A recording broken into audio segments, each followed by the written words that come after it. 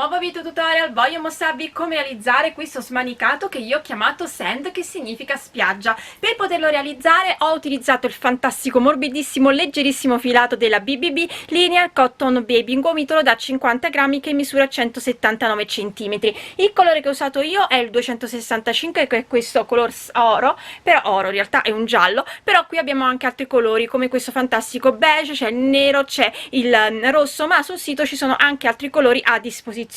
Per quanto riguarda il quantitativo, allora partiamo dal fatto che ho lavorato sempre solo con l'uncinetto il numero 4, ma per le catenelle iniziali ho usato il 4,5 e io ho utilizzato 5 di questi gomitoli, quindi 250 grammi. Ora per una taglia M ve ne occorrono 6, per una taglia L ve ne occorrono 7. Per quanto riguarda la lavorazione, sono due rettangoli che poi vengono cuciti insieme lateralmente e dietro, quindi due rettangoli, e io vi dico già che le catenelle iniziali, che sono appunto la lunghezza del rettangolo che va dalla parte avanti, passa per le spalle e va dietro, io nel tutorial vi dico quanto le ho fatte, quanto le catenelle viene a me la lunghezza. Voi calcolate in base naturalmente a quanto volete che vi vada lungo questo smanicato. Se lo volete fare più corto dovete mettere meno catenelle, se lo volete ancora più lungo dovete mettere più catenelle. Quindi diciamo che le catenelle iniziali questa volta sono la lunghezza, mentre per quanto riguarda i giri sono la larghezza. Non lo fate troppo largo perché comunque è vero è estivo, quindi non deve essere chiuso, però nel caso lo vogliate fare chiuso, in quel caso fate molti più giri rispetto a quelli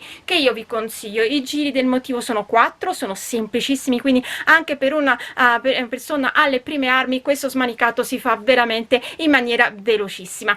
Detto ciò, spero che anche questa creazione vi piaccia, che desideriate realizzarla, e se è così, come sempre mi raccomando, mandatemi poi le vostre foto o sulla mia pagina Facebook Uncinetando con Elsa o sul gruppo Facebook La Libertà di Uncinetare e Sferzare, oppure potete taggarmi su Instagram dove mi trovate sia scrivendo filati Elsa che Elsa Faccio. E noi come sempre ci vediamo poi al prossimo video tutorial.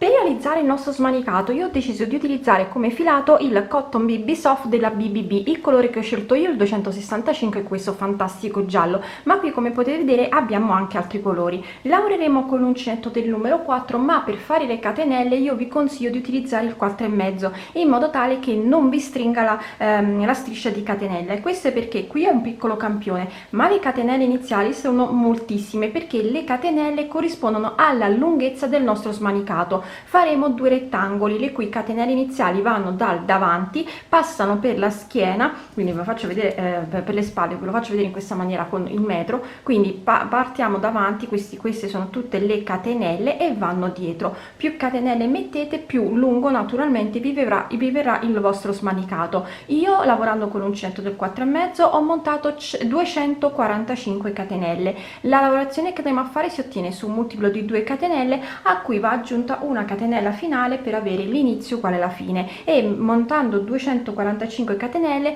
io ho ottenuto una lunghezza di queste catenelle di circa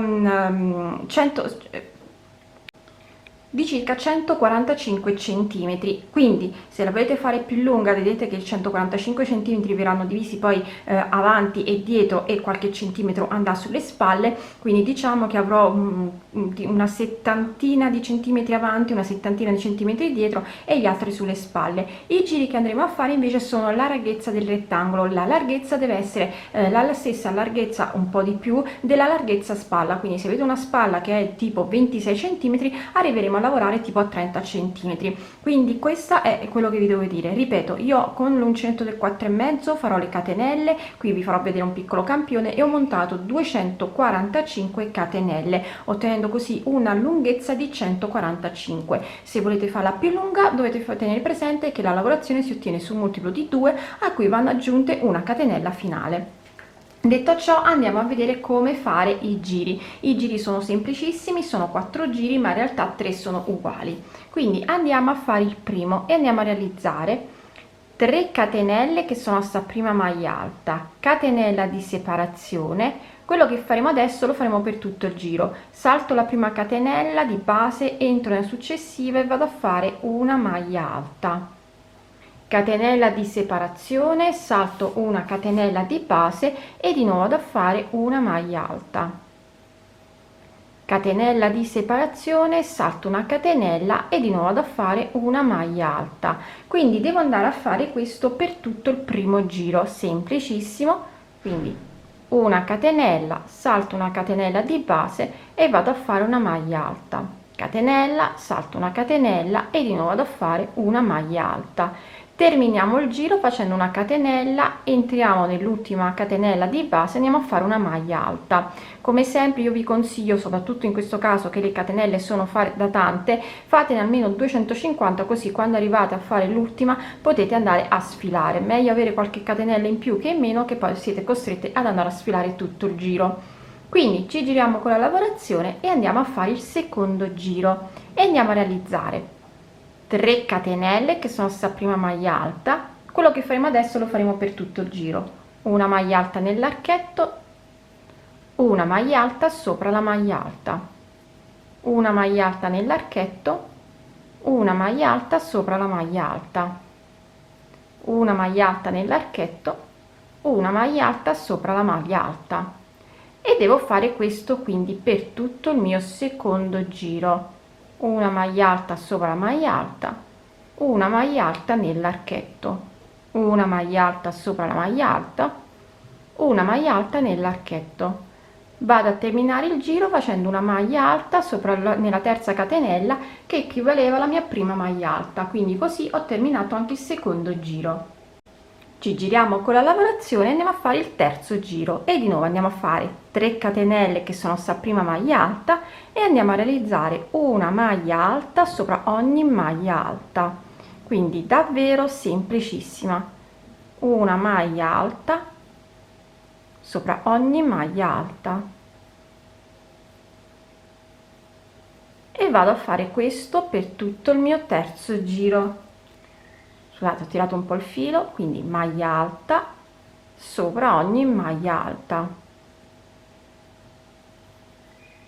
maglia alta sopra ogni maglia alta. Andiamo a terminare il terzo giro facendo una maglia alta all'interno della terza catenella. Ci giriamo con la lavorazione, andiamo a fare il nostro quarto e ultimo giro, e che è uguale al terzo, quindi 3 catenelle e di nuovo una maglia alta sopra ogni maglia alta. Quindi davvero semplicissimo. E continuiamo a fare questo quindi per tutto il quarto e ultimo giro: maglia alta sopra ogni maglia alta. Voglio arrivare alla fine in modo tale da farvi rivedere poi come si realizza di nuovo il primo giro. Quindi vado a terminare il mio quarto giro facendo l'ultima maglia alta sempre nella terza catenella.